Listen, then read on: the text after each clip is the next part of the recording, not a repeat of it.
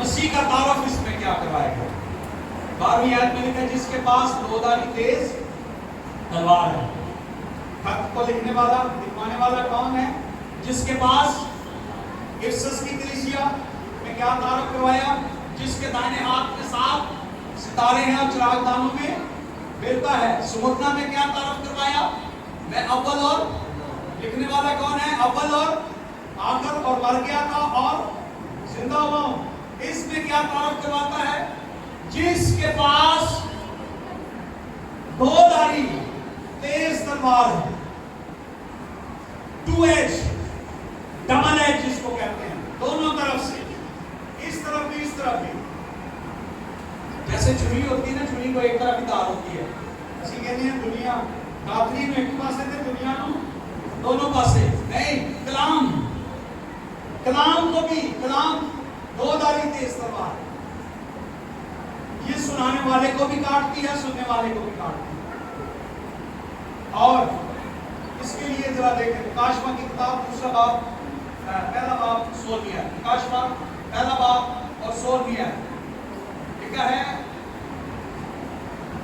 اور اس کے دائنے ہاتھ میں 7 ستارے تھے اور اس کے منہ سے ایک دوداری تیز تلوار نکلتی تھی. کہ خداوند یسوع مسیح کا تعارف مکاشفہ کی کتاب میں کروایا جا رہا ہے.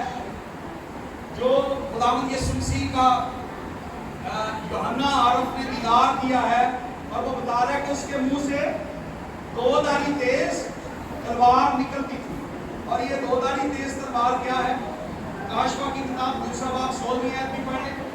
لکھا ہے بس توبہ کر نہیں تو میں تیرے پاس جلد آ کر اپنے منہ کی تلوار کے ساتھ ان کے ساتھ لڑوں گا. اور یہ دوداری تیز تلوار کیا ہے؟ افسیوں کا خط 6 باب اور اس کی 17ویں آیت میں لکھا ہے روح کی تلوار جو کہ خدا کا کلام ہے.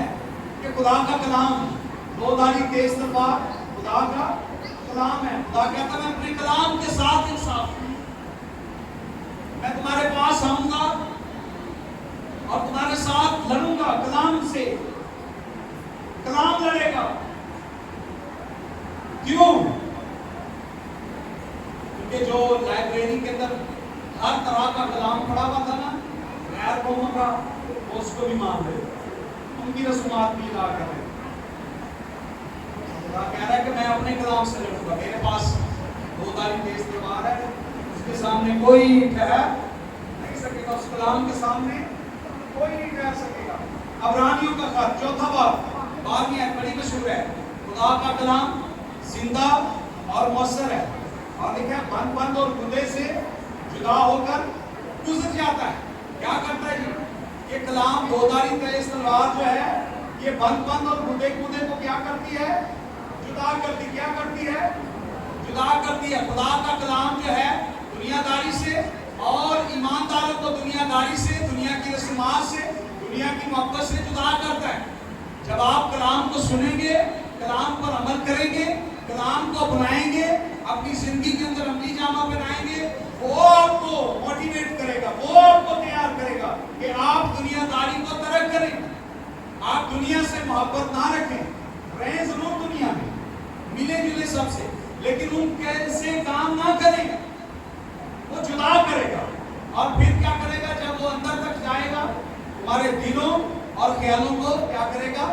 جانچ لے گا. اسی کلام کے ذریعے سے جو آپ سن رہے ہیں, جو آپ کلام سن رہے ہیں, ابھی آپ کو یاد نہیں ہوگا, 1 ہفتے بعد آپ کو یاد نہیں رہے گا, 2 مہینوں کے بعد, سال کے بعد آپ کو یاد نہیں رہے گا. لیکن جب آپ آسمان پر جائیں گے نا تو ساری بنا یاد آئیں گے. کلام آپ نے سنا نہیں, آپ کو اس وقت یاد آئے گا سارا.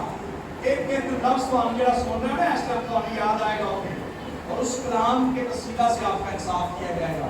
یہ کلام آپ کے اندر چلا گیا ہے, یہ آپ کے خیالوں کو جانچے گا آپ ایمان پر ہیں یا نہیں. اس کلام کے ذریعے سے عدالت ہوگی. اور لکھا ہے کہ یہ کلام جو ہے دوداری تیز تلوار ہے. پولس اس کو اور زیادہ وضاحت کے ساتھ بیان کرتا ہے. یہ دوداری تیز تلوار سے بھی زیادہ تیز ہے.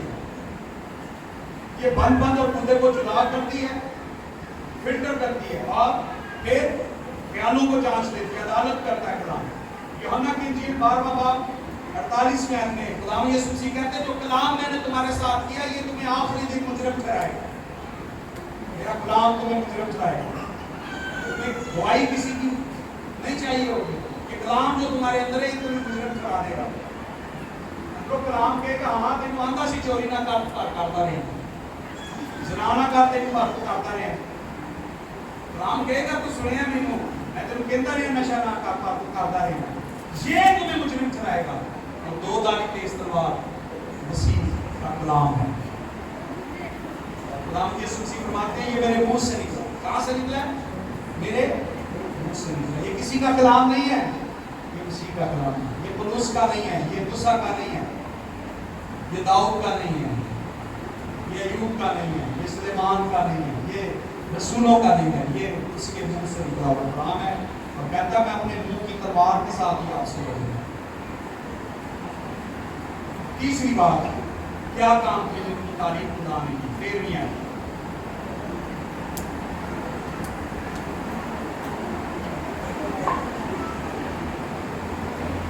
لکھا ہے میں یہ تو جانتا ہوں. پھر میں نے کہا خط کے اندر بہت کچھ ہے. اس خط میں کیا آگیا نا میں یہ جانتا ہوں. ہر خط میں آپ یہ پڑھیں گے میں جانتا ہوں. میں یہ تو جانتا ہوں کہ تو شیطان کی تختگاہ میں سکونت کرتا ہے. کہاں پہ رہتا ہے؟ شیطان کی تختگاہ میں سکونت کرتا ہے. جلدی سے میں آپ کو 5 تختگاہیں شیطان کی گرواتا ہوں بائبل مقدس میں. شیطان کی جو پہلی تختگاہ ہے بائبل مقدس میں یسایہ کی کتاب 14واں باب 13ویں آیت میں, جس کو پولس رسول کہتا ہے ہمیں خون اور گوشت سے کچھ بھی لڑنا نہیں ہے بلکہ ان روحانی فوجوں سے جو آسمانی مقاموں میں ہیں. سو اس کی جو تخت ہے وہ آسمانی مقاموں میں ہے. اور یہ سایہ نے اس کو مسیح سے 750 سال پہلے بیان کیا تھا اور بتایا تھا کہ تو خدا کے پہاڑ پر تھا. کہاں پر؟ خدا کے پہاڑ پر تھا, آسمانی مقاموں میں خدا کے پہاڑ پر تھا. اور تو چاہتا تھا کہ میں اپنا تخت جو ہے جو خدا نے تیرا وہاں پر اپنا مجھے تخت دیا تھا, وہ کہنا فرشتہ لوسیفر تھا, مجھے تخت ملا تھا, تو وہاں پر تھا. لیکن تو نے کہا میں اپنے تخت کو خدا کے ستاروں سے بھی اونچا لے جاؤں گا. مکاشفہ 12واں باب. پر تو گندگی کی طرح گرا دیا گیا. پھر کہاں آ گیا؟ پہلا تخت خدا کے پہاڑ پر اس کا تخت آسمانی مقاموں میں. دوسرا تخت اس کا پر تو گرا دیا گیا. کہاں پر آپ اس کو اس کی بات پڑھتے ہیں؟ ہاں جی, اب آپ اس کو دیکھتے ہیں اس کا تخت کہاں تھا. اب آپ اس کا تخت دیکھتے ہیں دیکھو بد کی پہچان کا تخت. اور وہاں پر آپ پڑھتے ہیں کہ ہوا کے پاس ابلیس آتا ہے. پھر اس نے اپنا تخت جو ہے زمین پر باغ عدن میں لگا دیا. اب باغ عدن کی آپ سٹڈی کریں, پڑھیں پیدائش کی کتاب. خدا نے کہا کہ تو عمر بھر اپنے پیٹ کے بل چلے گا, خواب چاٹے گا شیطان. لیکن آپ یہ نہیں پڑھیں گے کہ اس کو باغ عدن سے باہر نکال دیا یا کسی جانور کو نکال دیا. خدا نے ہوا اور آدم کو باغ عدن سے باہر کر دیا. یہ وہیں پہ تھا. لیکن جہاں پر آدم گیا یہ اس کے پیچھے گیا, ساتھ ہی گیا. جہاں جہاں یہ جاتا تھا آدم انسان جہاں گئے وہاں پر یہ گیا. پھر کیا کیا کہ آدم کے ساتھ رہا. اس نے بھائی کو بھائی سے مروا دیا. تو پہلا تخت جو ہے اس کا آسمانی مقاموں میں, پھر باغ عدن میں دیکھتے ہیں. اور اس کے بعد ہم اس کا تخت دیکھتے ہیں مصر میں. مصر ایک بڑی امپائر بن گیا, پوری سپر پاور اس وقت کی. وہاں پر فرعون کے اندر یہ اس کی تختگاہ تھی, یہ اس کی سکونت گاہ بن گئی. اور وہاں پر کیا ہوا؟ کلیسیا کہاں تھی؟ مصر میں. پرانے عہد نامے کی کلیسیا مصر میں. وہاں پہ اس نے ستایا فرعون کے ذریعے سے اس کے لوگوں کو. اس نے باغ عدن سے نکوالا اور پھر یہ مصر میں چلے گئے. وہاں پہ اس نے خوشحالی دیکھی اور لکھا ہے کہ پھر وہاں پر ان کو پھر ستانا شروع کر دیا. پھر کیا کیا خدا نے؟ میں اترا ہوں, میں ان کو چھڑاؤں گا. وہاں سے ان کو نکالا. یہ پھر ان کے پیچھے پیچھے. آپ ایوب کا پہلا باب پڑھ لیں. خدا پوچھتا ہے کہاں سے آئے تو کہتا ہے میں ادھر ادھر گھومتا پھرتا آیا ہوں. خدا نے کہا ایوب کے حال پر غور کیا؟ کہتا ہاں. ساری اسٹڈی ہے اس کو, پتہ ہے اس کو, کسی اور بندے کا ذکر نہیں کیا. کہتا ہے ایوب کو تو تم نے یہ دیا, کسی میرے چہرے کا تو ذکر ہی نہیں ہے. جہاں خدا کے لوگ ہیں شیطان وہاں پر کام کرے, وہیں پر رہنا اس کو پسند.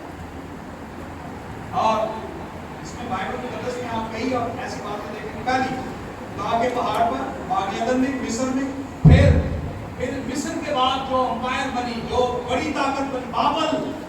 70 سال بابل کی اسیری میں اسرائیلیوں نے گزارے. وہاں پر آپ خدا نے وہاں سے اس کو چڑھایا. بابل, بخت نظر اور باقی دیگر بادشاہ ان کے دور میں ان کے اوپر مصیبتیں لائی گئی, ان کو قیدی بنایا گیا, ان کو ستایا گیا. وہاں سے خدا نے 70 سال کے بعد ان کو پھر خدا نے نکال دیا. اس کے بعد بابل کے بعد اگر کوئی حمایت بنی تو وہ روم تھا. روم کی گورنمنٹ آئی, سپر پاور روم, اور پھر انہوں نے مسیحیوں کو ستایا. اور 4ویں صدی میں یہ جو ہے روم جو ہے وہ کرسچن ہو گیا, اور اس طریقے سے مسیحیت جو ہے وہ پھیلی. 5 تختیں آسمان پر, اور پھر باغ عدن میں, مصر میں, بابل میں اور روم میں. اور روم کے بعد جب وہ کرسچن ہو گیا تو پھر جہاں پر مسیح گئے شیطان نے وہیں مل کر اپنے اڈے بنا لیے. راج بھی جو بھی آپ کہہ لیں گے سب سے بڑا کرسچن کون ہے؟ کون سا کرسچن سب سے بڑا؟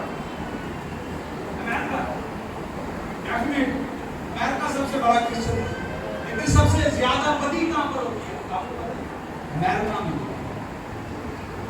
بدکاری سب سے زیادہ, نشہ کہاں پر ہے, ڈرگس کہاں پر ہے؟ امریکہ میں.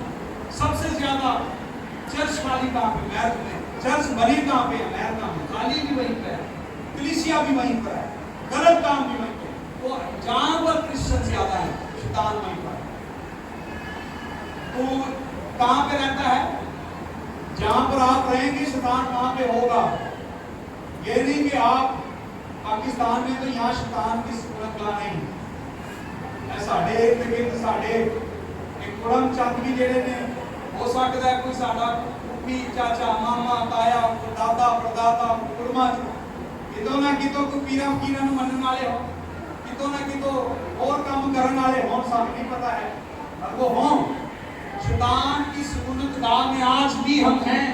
پاکستانی کلیسیاں آج بھی ہیں. شیطان کے کام نہیں ہو رہے ہیں.